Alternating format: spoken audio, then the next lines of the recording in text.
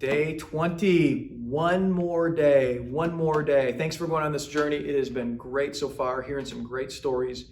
Now, on day 20, what I want to do is I want to talk about an aspect of asking prayer that is by far the most unpopular, but it's also the most powerful. Here's what I want to talk about today, the aspect of fasting with prayer. There was this time where Jesus is with his disciples and a dad brings his son who was possessed by a demon. And so the disciples try to pray for the son and cast out the demon, but they couldn't do it. And so they look at Jesus, and then Jesus steps in and he does it. And the disciples are like, well, why couldn't we do this, Jesus? And then here's what Jesus says to them in Mark 9:29. He says, this kind can come out only by prayer, and then many translations include, and fasting. In other words, for this breakthrough to happen, it required more than prayer. It required more power, and that power came through fasting. Here's what fasting is.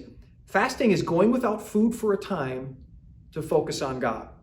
And fasting was something that Jesus' disciples did. It was normal. Jesus said in the Sermon on the Mount, he says, when you fast, and so this should be a normal part of our spiritual routine and our regular routine. And there are a lot of reasons why we fast, but the main one is this.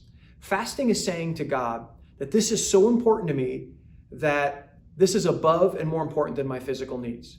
And so I am seeking you above my physical needs. That's how much, God, I want you to move there.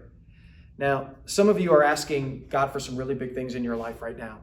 I mean, you have your one, it might be someone close to you, and you just see where their life is going, and you just want God to desperately move. Maybe for you, it's someone, or maybe yourself, who's struggling with an addiction.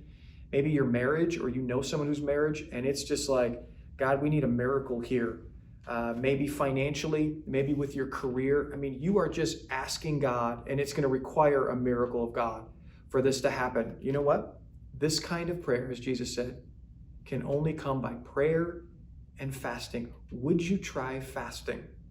So here's your application points. I want you to identify the purpose of your fast. Okay, what specifically are you praying for? The second thing is, what kind of fast are you going to go on? And then the third thing is when you normally eat, I want you to spend that time praying and seeking God for these things.